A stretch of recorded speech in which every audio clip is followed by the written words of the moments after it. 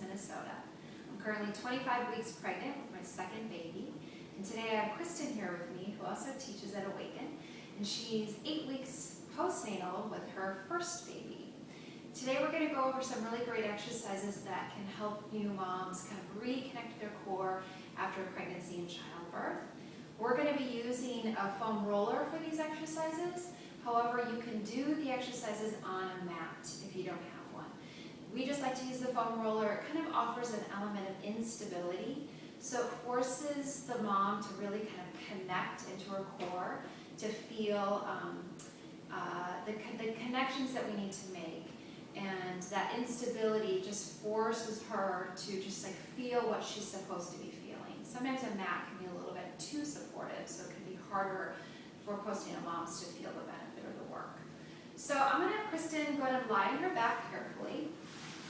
I want her tailbone at one end, her head at the other, so her whole spine is completely supported. Her arms can just be by her side, her knees bent, and her feet flat.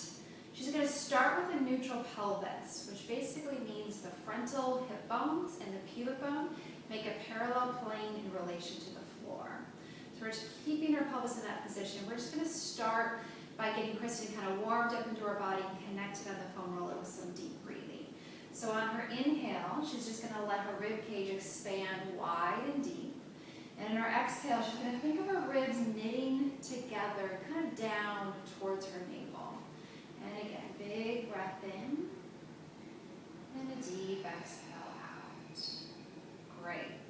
And again, big breath in. In the exhalation, she can also think of adding a lift of the pelvic floor to keep a solid connection. Now I'm going to have Kristen add what we call a pelvic tilt. So she's going to breathe here in her neutral. And on her exhale, she's going to tilt her tailbone, pubic bone towards the ceiling, imprinting her waistband into the roller, and then back towards neutral. And again, exhale as she tilts. Good. And I'm seeing her abdominals contracting as she does that.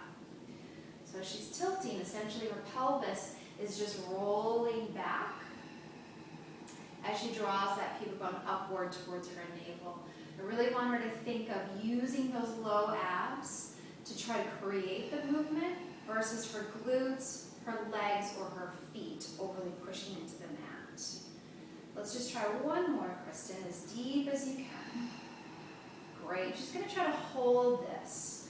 On the next exhale, she's going to float her right leg up to a tabletop position, bringing that knee, good, right above the hip joint. So we have 90-degree angles here, and then lowering that foot back down. And then her other leg up.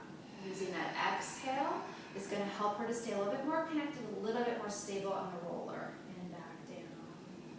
Good. And again, lifting the right. She's even trembling a little bit, which is great. It just means to me that she's really working and finding these connections into her body. We're going to try one more time. Trying to keep that pubic bone tilted up to the ceiling a little bit more if you can. Great, and back down. And now we're going to add a little bit more challenge by adding an opposite arm reach. So as she lifts her right knee up to tabletop, her left arm will go straight up to the ceiling, and then everything back down. And other side, lifting up. Good. And back down. And again, lift. So a lot of things happening here to help her stay stable on that roller. And lift.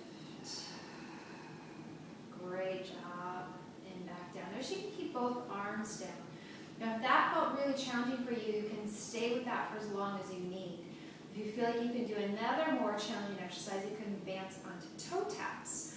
So again, I want Kristen to kind of recreate that pelvic tilt for me. Great. She's going to try to hold that. She's going to float her right leg back up to tabletop.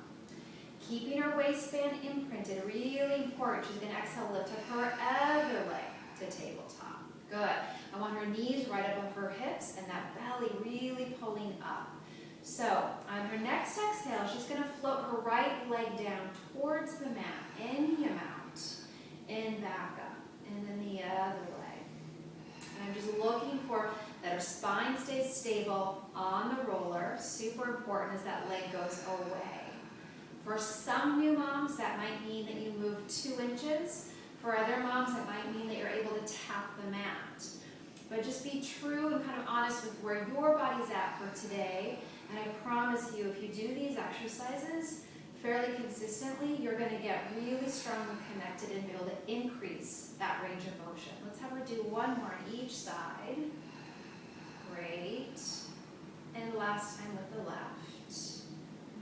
Her ribs are staying down, connected, excellent. Lower the right foot all the way to the floor, the mat, and the other foot down. Great, so all these exercises are so wonderful because they're really strengthening the core from the inside out. We're working the transverse abdominis, the obliques, a lot of pelvic stability, spinal stability, which is really needed after pregnancy and birth.